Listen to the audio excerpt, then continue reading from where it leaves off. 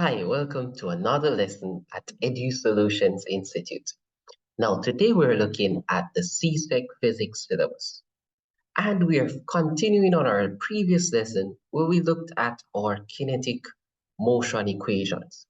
Now, we looked at the equations that involved acceleration as well as the two equations that does not require acceleration.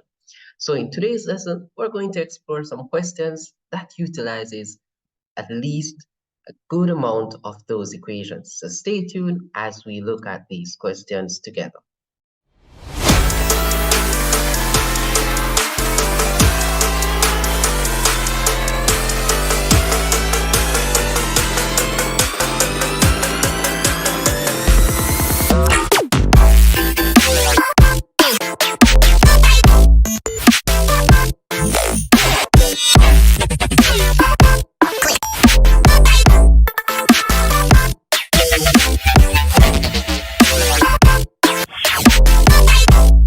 Let's go. So question 1 says Georgia is jogging with a velocity of 4 meters per second when she accelerates 2 meters per second squared for 3 seconds. How fast is Georgia running now after 3 seconds? Now, as from previous lessons, I normally like to identify what we are given with a symbol. So therefore, we know that if she's jogging with this velocity, right? That is an initial velocity of 4 meters per second, which is u. She's accelerating at 2, and that's a is equal to 2 meters per second squared. In a time given of 3 seconds, we now ask to find how fast should be going after 3, which is the final velocity. So based on what we're given and what we need to find, we have a formula that says v is equal to u plus at. So therefore, u is 4 plus a times t. So that's 3 to 6 plus 4, which is 10 meters per second. So after 3 seconds, she's going at 10 meters per second, because she was initially going at 4 meters per second before the 3 seconds. So that's how we know she's accelerating. All right, second part, how far did she go? So we now have UVAT, and now we need to find what S is. So therefore, we have two formulas that have S that we looked on last week, which are these two formulas. Based on what we have and what we need to find, we can use any of these two formulas. All right, so let's use the one that's already made S the subject. So therefore, the U would be 4, the time would be 3 seconds, plus a half of 2 times 3 squared. So that is 12 plus the half will get cancelled by the 2 here, 3 is 9, which would be 21 meters. All right, so as we see here, it's easy to find which formula to use once we know what we're given from our specific questions.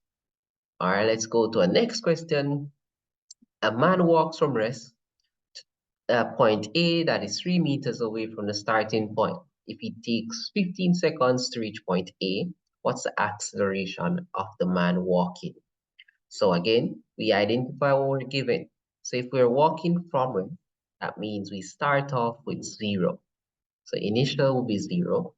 He went 3 meters, so that means S is 3 meters, right? And it took 15 seconds, so that means time is 15 seconds.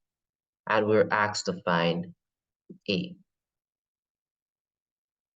All right, so based on what we're given, we don't have V, and the only equation that doesn't have V in it would be that S is equal to UT plus half AT squared. So therefore, we substitute S would be 3, U is 0, so UT here would be 0, so we don't have to include it. E plus the half times the A, which we need to know, times the T, 15 squared. All right, so therefore we go with multiplying we have 3 is equal to half of a times 15 squared, which is 225. Right? Then we go with 3 is equal to half of 225, which is 112.5 times a. Then we divide by 112.5 on both sides. So therefore, a is equal to 0.03 meters per second squared. And that's how our acceleration was going, or the man acceleration is. Right. The next part says, what is the velocity of the man when he reaches point A? So now we're asked to find V. So now we have U, S, T, and A. We need to find what V is. So therefore, we can use any equation. Let's use V is equal to U plus AT. So therefore, U is 0, A is 0.03, and the time is 50. So therefore, that gives us an answer of 0.45. And the unit is meters per second. All right, so as you see, very easy questions once we understand what we're given and what we are finding. All right, next question. A ball rolls down a hill, which is displaced 19.6 meters, while uniformly accelerating from rest. If the final velocity is 5 meters per second, what's the rate of acceleration? So we were given the displacement 19.6 meters, right? It is accelerated from rest, so that's u is 0 meters per second. It has a velocity at the bottom, which is v, 5 meters per second. And we need to find what a is. Right? Notice we don't have time here. So the only equation that doesn't require time would be v squared equals u squared plus 2 times a times s.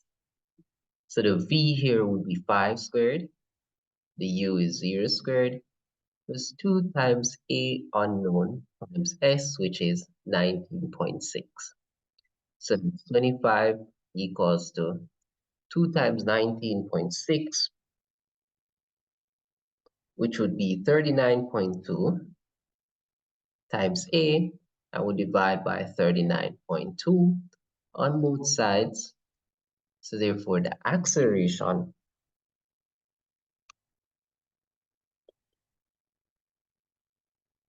will be 0.64. And the unit, meters per second.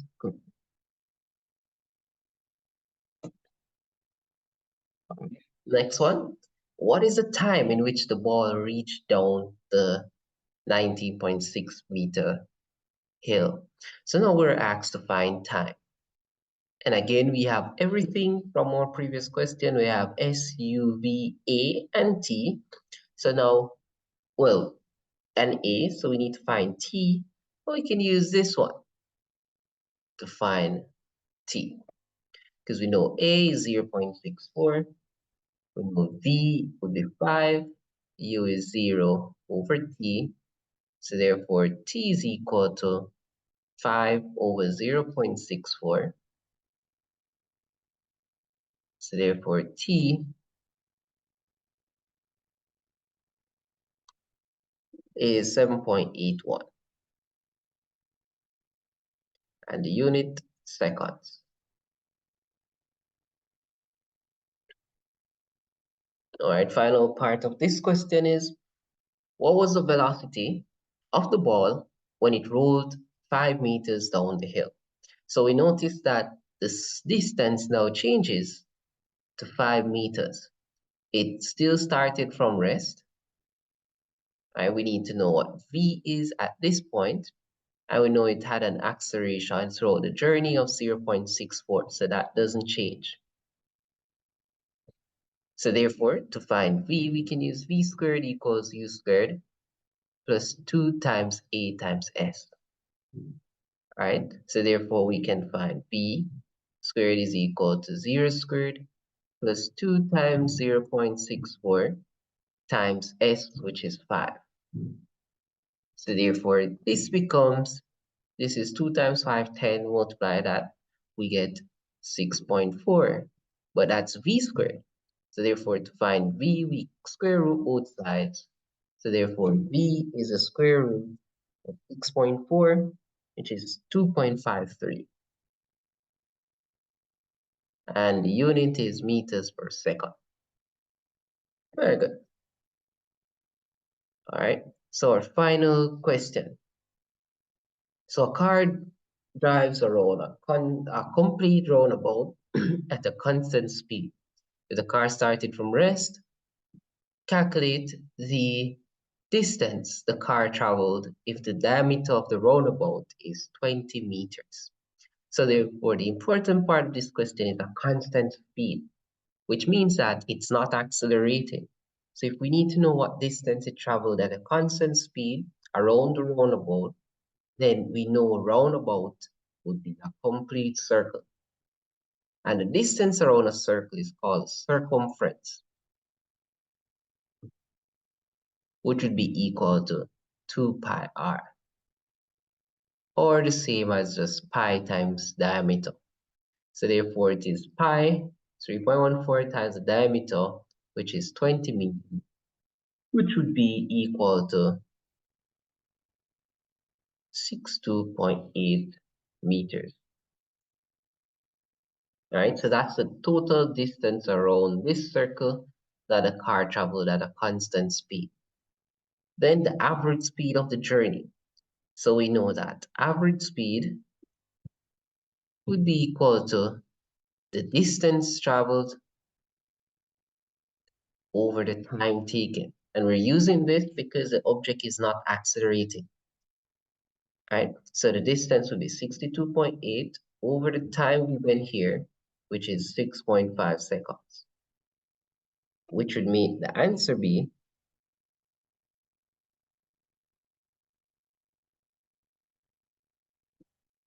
(9.66 meters per second).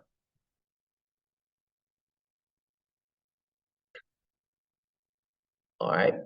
Then the car leaves the roundabout with that same speed from part B, but accelerated at a rate of 50 meters per second squared for 45 seconds. So now we know that acceleration now would be 15 meters per second squared. We know that it is leaving the roundabout, so that is at initial speed of 9.66 meters per second, and it's going to be a time of 45 seconds. What's the speed after the 45? So we need to know what v is. All right, so therefore we can use v equals u plus at, because we know u is 9.66 plus a, which is 15, times t, which is 45. And that gives us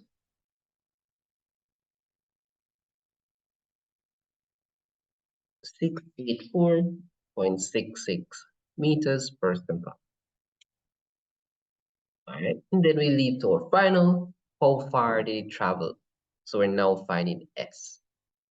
All right, so let's use the v squared one, because we have everything except the s. So v would be the 684.66, and we're squaring that. The u would be 9.66, and we're also squaring that, plus 2 times a, which is 15, times s, that is unknown. So we're going to square the 684.66, which we get 468,759.3156 equals 9.66 squared, which is 93.3156 plus 30s. Now we're going to take this over to be subtracted. All right, so it's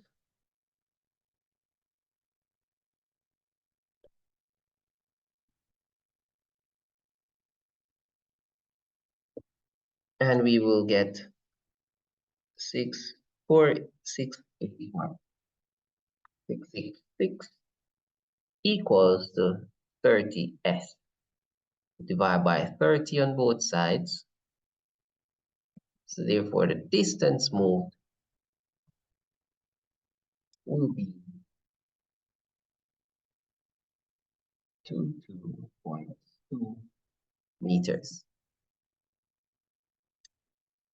And that's how we will use any of our kinematic equations to calculate any unknown that the question is asking us to find. So notice we always use an equation with A once the object is accelerating. When it's not accelerating, then we focus on distance over time equation. All right, so once we understand that basis, we'll be able to answer any motion equation that is going with constant acceleration in a horizontal manner. So that's it for us, guys. Hope you understand a little bit more on utilizing our kinematic motion equations. And I'll see you